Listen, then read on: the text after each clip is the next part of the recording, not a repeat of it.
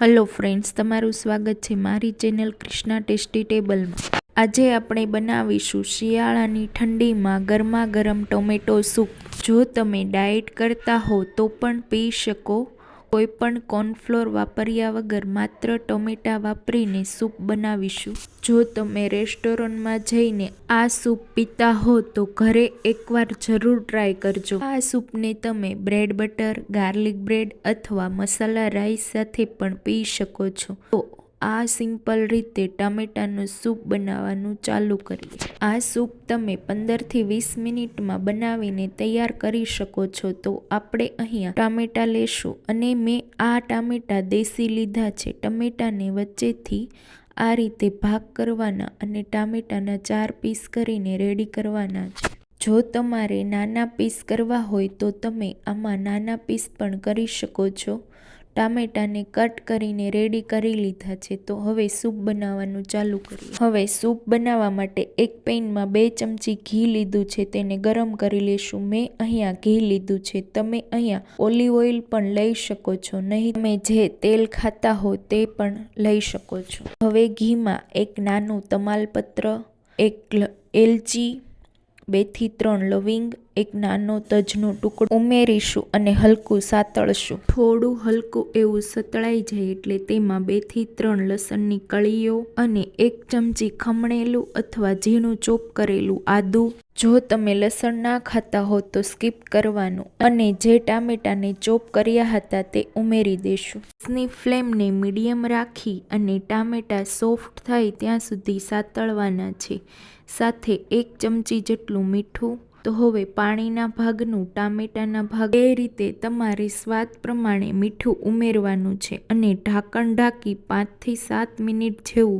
ટામેટા સોફ્ટ થાય ત્યાં સુધી મીડિયમ ટુ હાઈ ફ્લેમ પર કૂક થવા દેવાનું છે। 2 થી 3 મિનિટ થવા દેશું। પછી તમારે લીલા ધાણાના ડાળખાને ઉમેરી દેવાના છે। લીલા ધાણાના ડાળખામાં જે પાછળનો ભાગ હોય તેને ઉમેરવાથી સૂપનો ટેસ્ટ બહુ જ સારો આવે છે। આ ધાણાના ડાળખા એડ કરવાથી ન્યુટ્રિશન પણ તેમાં ખૂબ જ વધી જશે અને આ બધી જ વસ્તુને સારી રીતે મિક્સ કરી 1 થી 2 મિનિટ સુધી ફરીવાર કૂક થવા દેશું અને હવે આ બધાને કૂક થતાં ટોટલ 7 મિનિટ જેવું થશે અને ટામેટા આવા સોફ્ટ થઈ મેશી જેવા થઈ જશે। ટામેટા સોફ્ટ થઈ જાય એટલે હવે આપણે આમાં 1.5 કપ જેટલું પાણી એડ કરવાનું છે। તમે તમારા સૂપની થિકનેસ કેવી જોઈએ છે તે રીતે પાણી ઉમેરવાનું છે। પછી ટામેટાને આ રીતે મિક્સ કરવાનું। ટામેટાના ટુકડા એટલે જ મોટા રાખ્યા છે જેનાથી ટામેટાની સ્કિન હોય તે ઇઝીલી પીલ કરી શકીએ।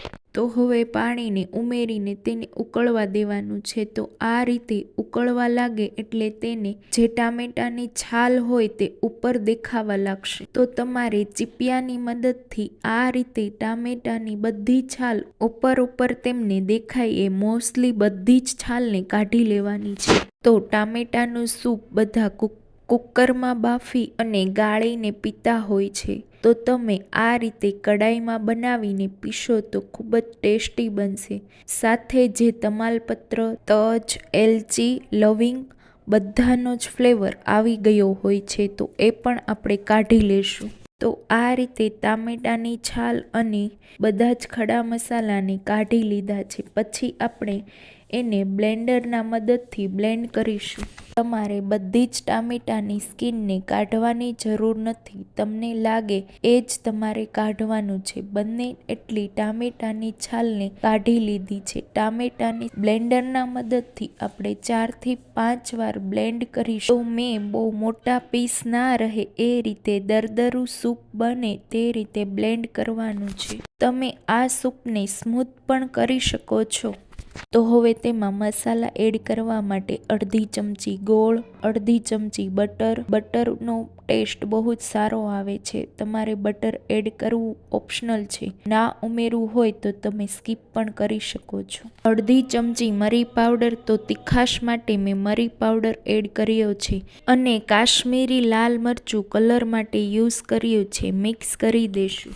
તો આપણું સૂપ એકદમ રેડી છે। જો તમારે તેમાં ખાટો મીઠો ટેસ્ટ દેવા માટે મેં અહીંયા 1/2 ચમચી ચાટ મસાલાનો ઉપયોગ કર્યો છે. તમારે ના એડ કરવું હોય તો સ્કીપ પણ કરી શકો છો.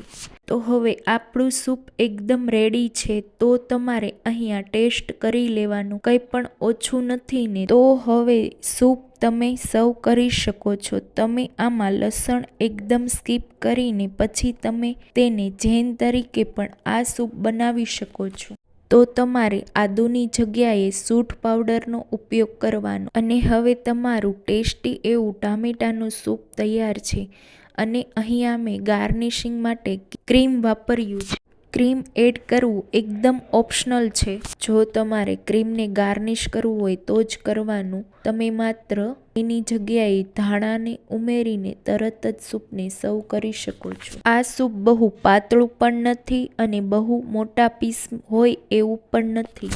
અને તેને બ્લેન્ડરના મદદથી બ્લેન્ડ કરવાથી પછી તેને સર્વ કરવાનું. તો આ રીતે ગાર્નિશ કરશો.